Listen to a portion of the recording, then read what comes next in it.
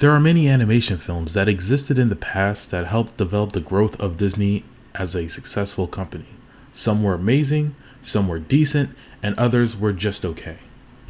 But however, that is just in my opinion. Most of these movies to other people are considered a treasure. To me and some other viewers, it might be, overall successful and a great movie in general. Some of these films were amazing. Some of these films weren't so great. Some of them performed better at the box office, and some of them didn't. I mean, you got Mulan, Aladdin, or Lion King. That makes Disney millions upon millions of dollars. But unfortunately, there are old animated films that don't hit those certain criterias. For example, Black Cauldron. There are so many dark portions of that specific film that got scrapped off.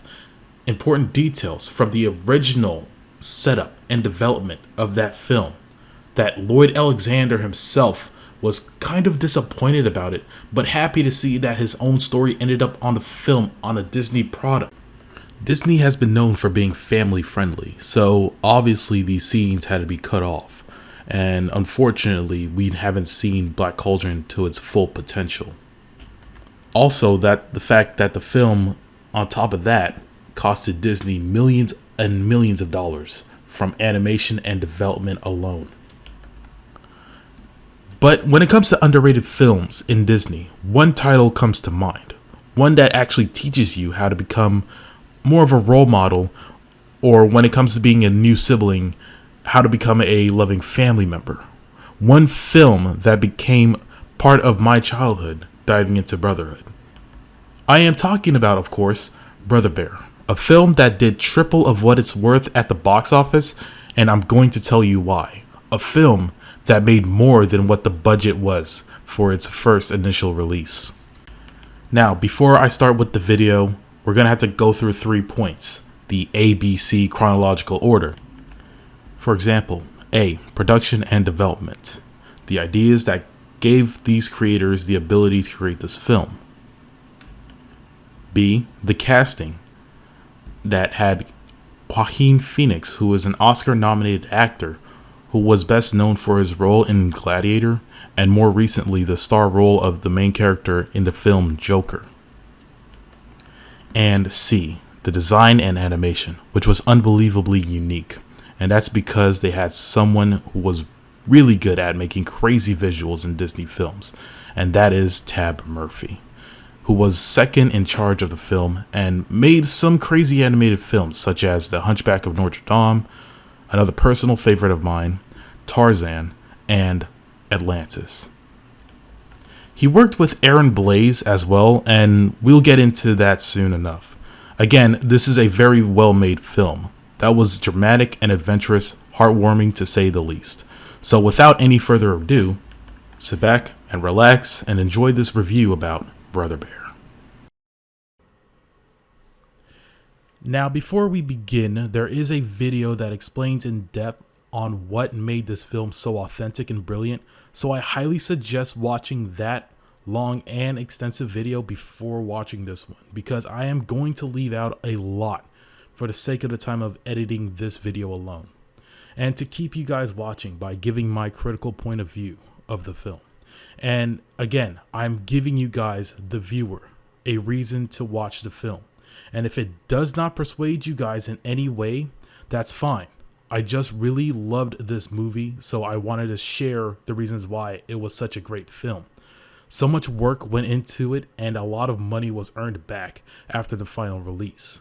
Not to mention that the film had a competition with bigger titles such as Finding Nemo and Pirates of the Caribbean, which meant that Brother Bear had a problem competing against two popular titles that were not brand new, because Pirates of the Caribbean just made a sequel, Black Pearl, and Finding Nemo was just brand new, and it was gaining an audience bigger than Brother Bear.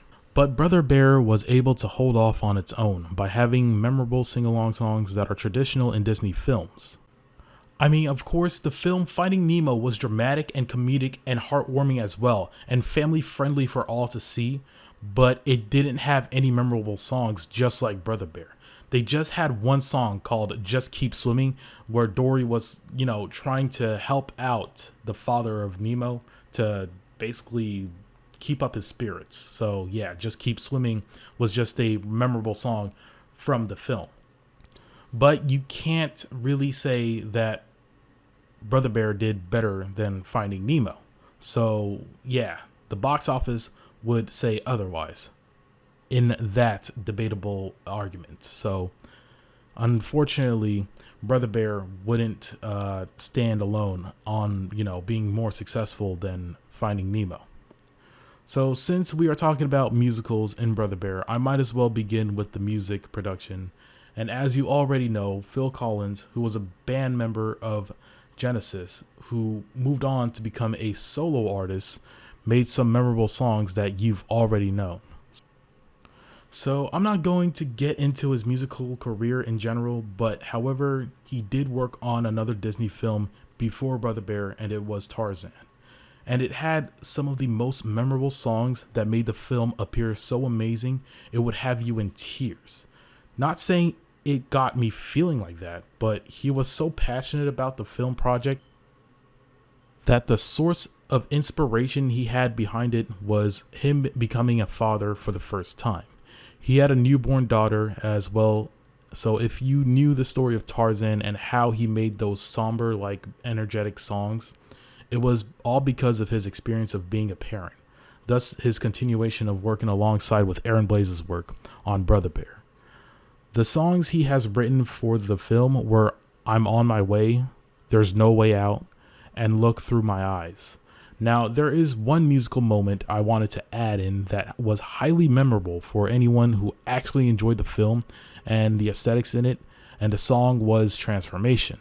However, it was sung by a Bulgarian women's choir, and that the lyrics inside of the song that was done by Phil Collins was in the Inuit Eskimo language. These were the main parts of the music that made the movie so iconic that the animation alongside of it just worked so well. Their voices were jaw-dropping. It made so much anticipation of watching the film that the trailer just can't help but emphasize just put it in your face that the film was going to be that good. So yeah, the transformation scene was probably the most iconic portion of the film. If not, it just kept getting the audience seeked in more and more. It just sinks you in the rabbit hole of the Eskimo culture. Another thing the crew did was go out into the wilderness of Florida to get some aesthetics from nature.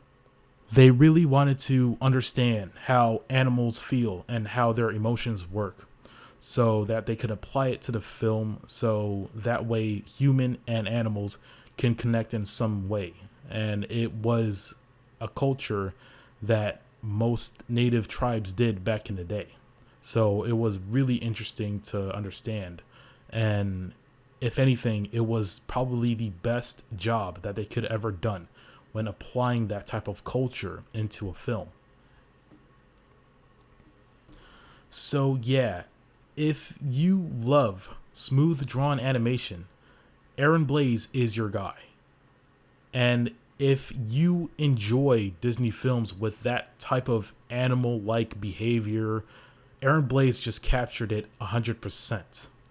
In fact, Brother Bear was going to be one of his last animated films in general in his career in Disney, before they placed their investments into Pixar altogether, being the main distributor for Disney animation production. And yeah, so CGI basically took over. 3D animation was on its way through that door, and Aaron Blaze was on his way out. So yeah, the man who was in charge of his own work respectfully left Disney, and he really had a passion for working with Disney. He had too much respect for it, but unfortunately that was his difficult decision to make. Respectfully as a person and as a professional animator. We had seen Joaquin Phoenix play the main role as the Joker, and that film was a major success in the box office. And before that film, he was the voice actor for the main character, Kenai. We had Michael Clark Duncan from the amazing film Green Mile, may he rest in peace, by the way, who played as Tug in the film and was the leader of the Salmon Run Bears. Sorry, I know it sounded weird when I said that, but when I watched the film as a child, I'd never heard of the Salmon Run Bears. We had Estelle Harris, who played as the old lady bear. It was a small role, but she was also known for playing as Miss Potato from the Toy Story franchise. That's about it, because the voice actors here were pretty much just hired for minor roles.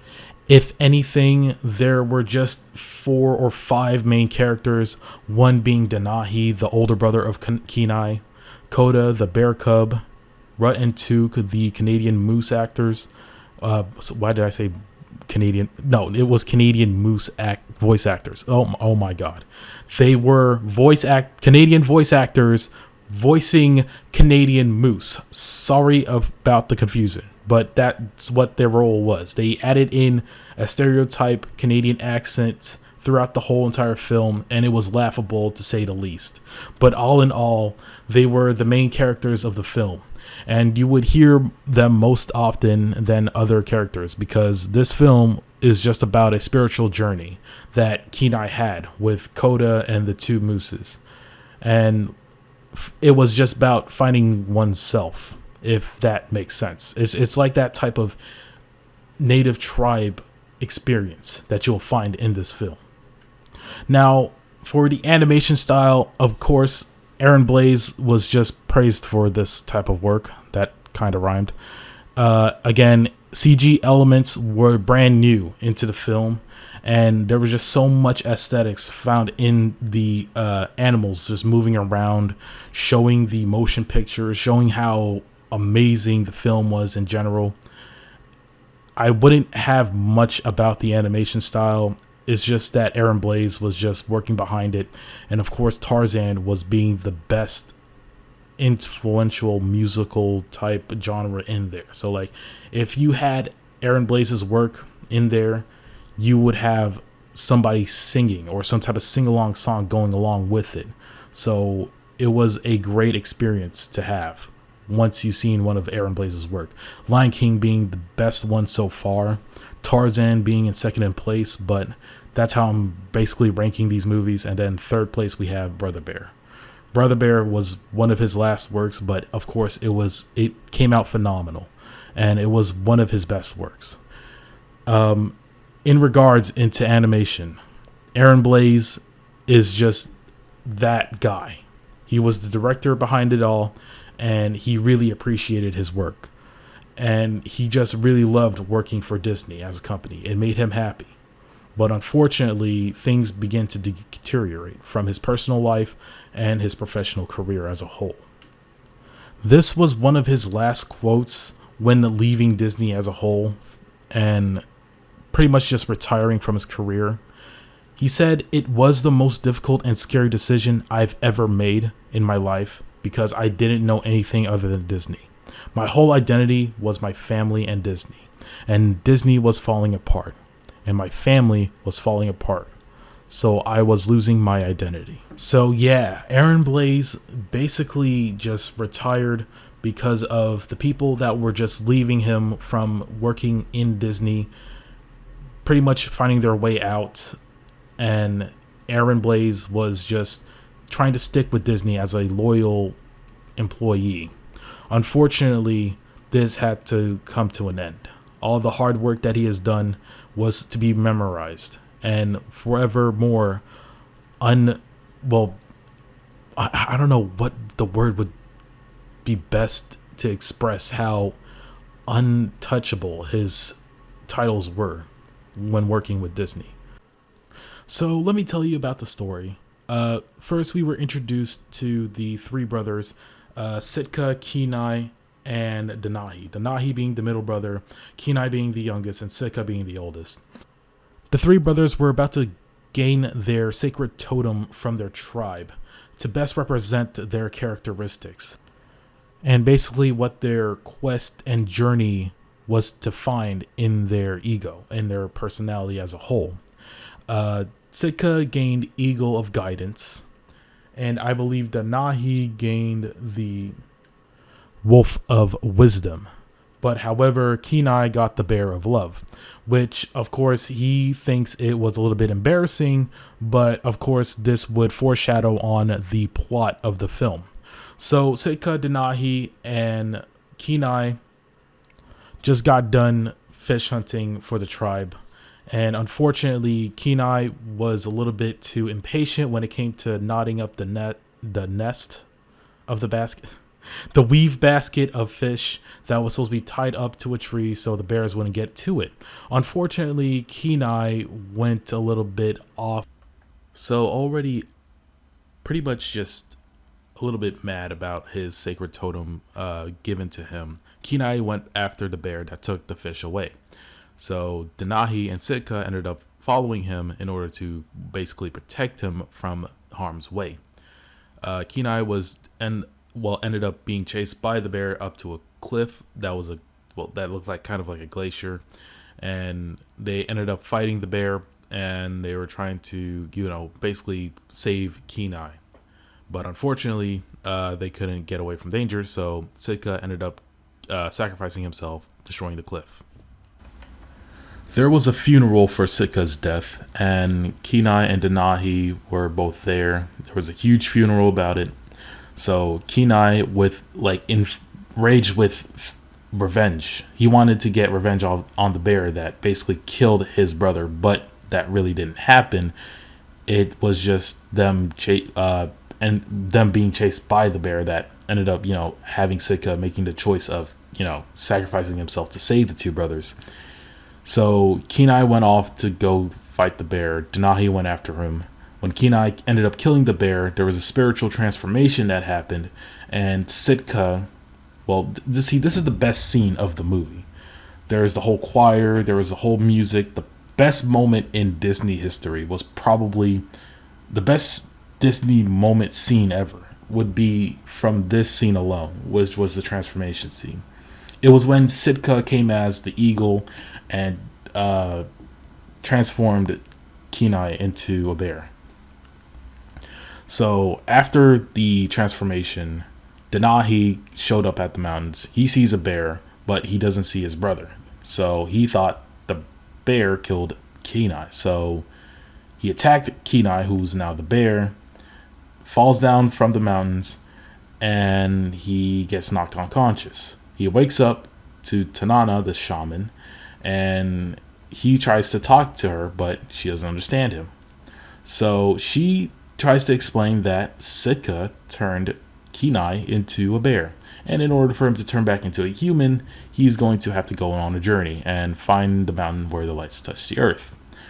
Kenai soon met a cub named Koda. Koda is a cub who was lost from his herd of bears, or a group of bears. I don't know what a group of bears is called, so here's a screenshot of that. Anyways, Koda came off as annoying and a very talkative type bear.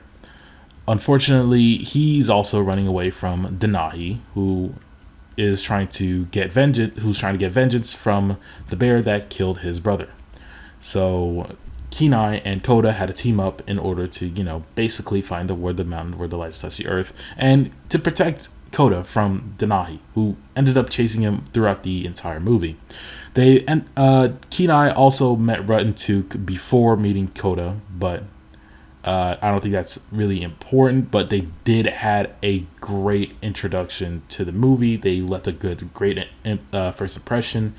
Ruttentook thought that Kenai was crazy because he said he used to be a human and he just turned into a bear and he's trying to find the lights touch the earth, but they don't know what that is.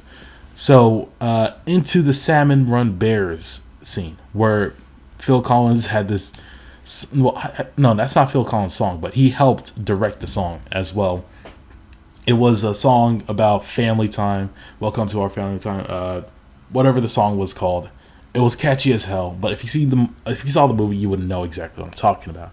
So it introduced that song. It was very catchy, very well made, and it was probably the best song in the one of the best songs in the movie. Almost all the songs in that certain film was amazing. And as we see the Russian bear, the leader of the salmon run bears, I believe his name is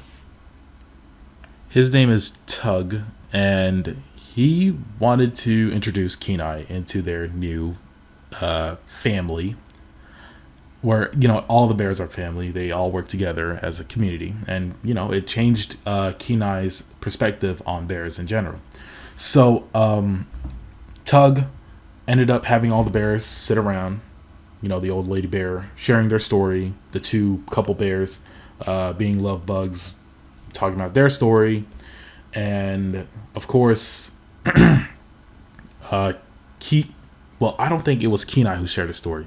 Koda ended up sharing their story, which was the story about how his mom got hunted down by Kenai.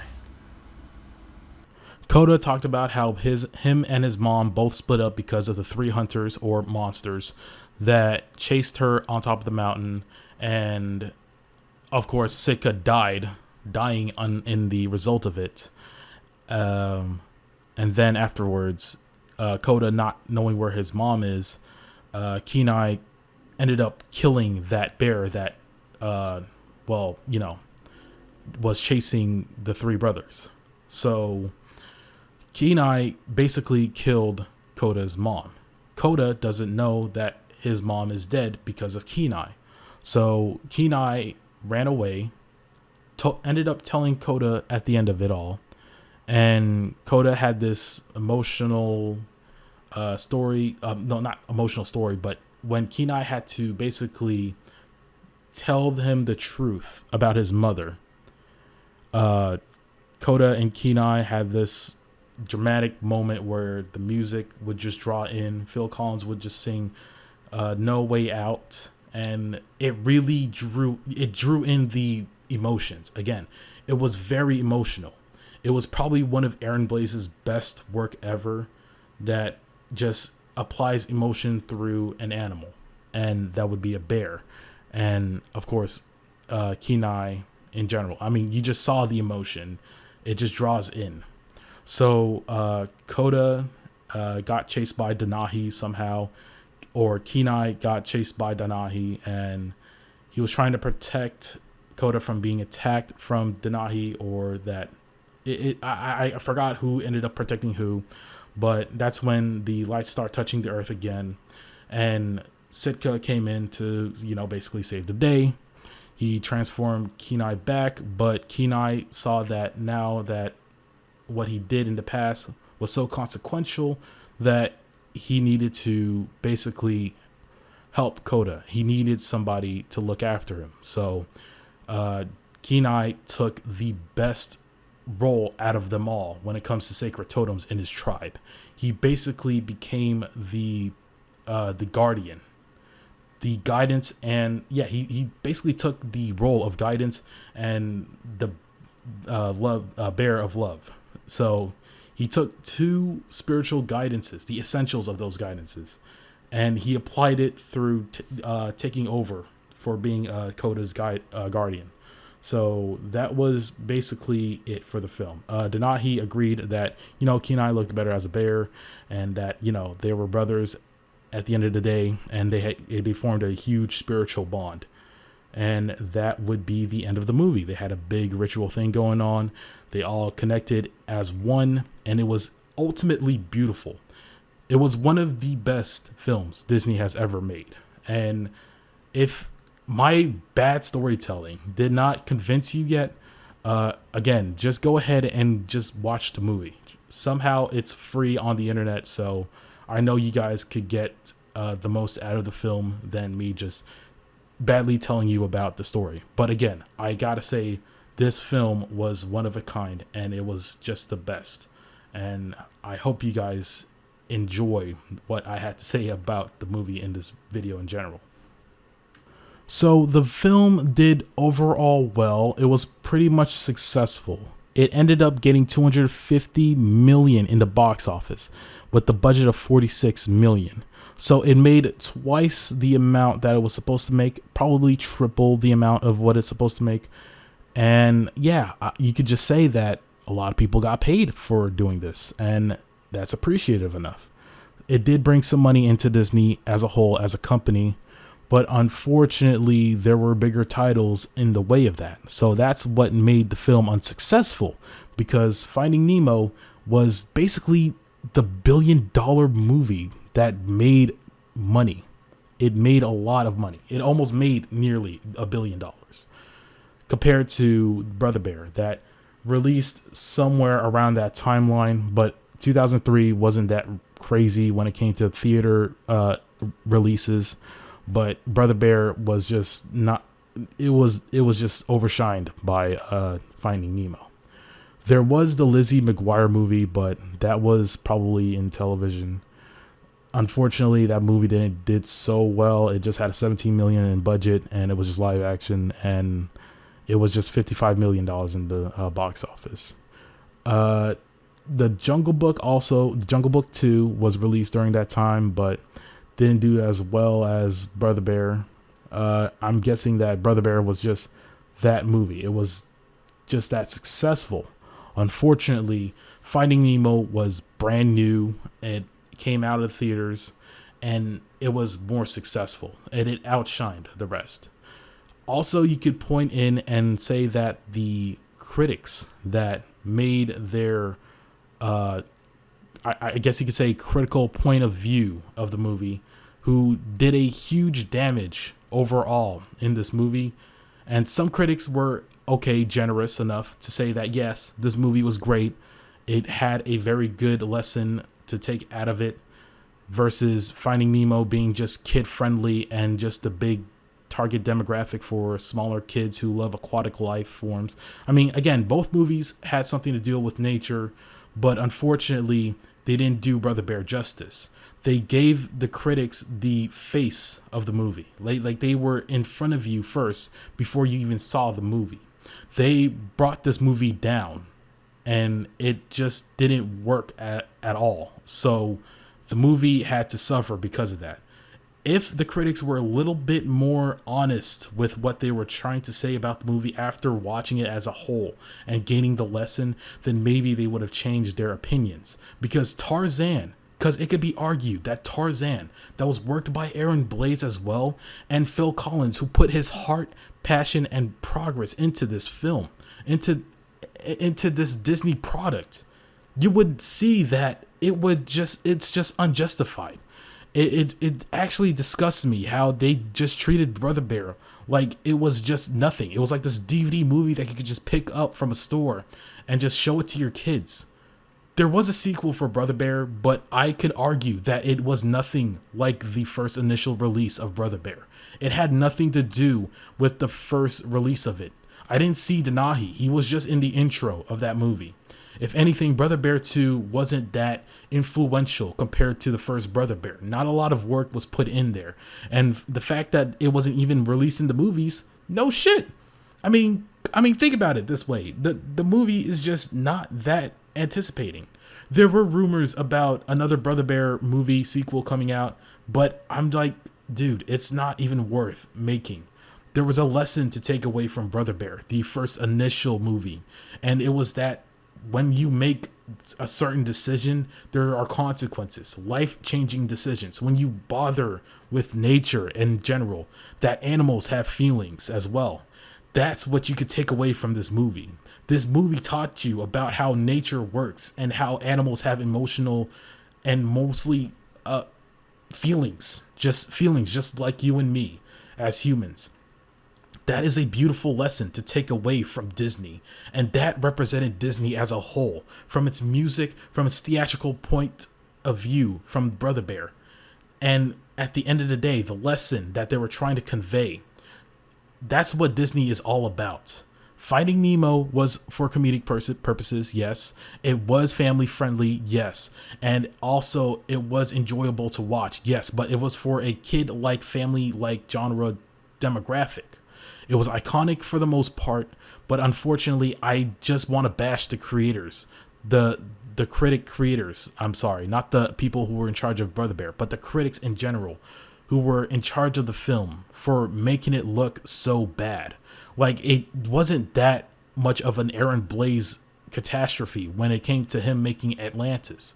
No, this was his prized possession. He was literally putting his all into this work. It was literally one of his last works, and we could just thank the critics for just demolishing that, deteriorating his legacy.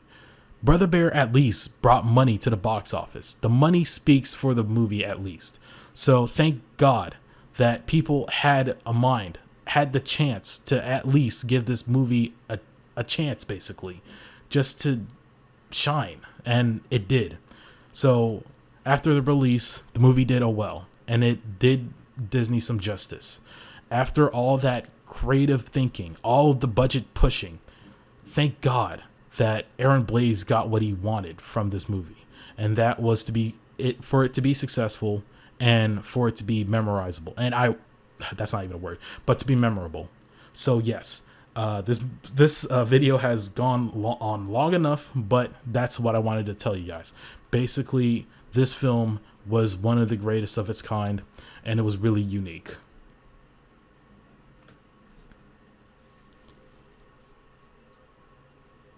So again, if you made it to the end of the video, thank you for watching. Also, today marks the 20th something anniversary of this film's release, and I just wanted to talk about it. Brother Bear has been a huge inspiration in my life when it comes to storytelling, and I hope to God, that we see this film once more, or bring it back up in social media, because this is literally the best work Disney has put through.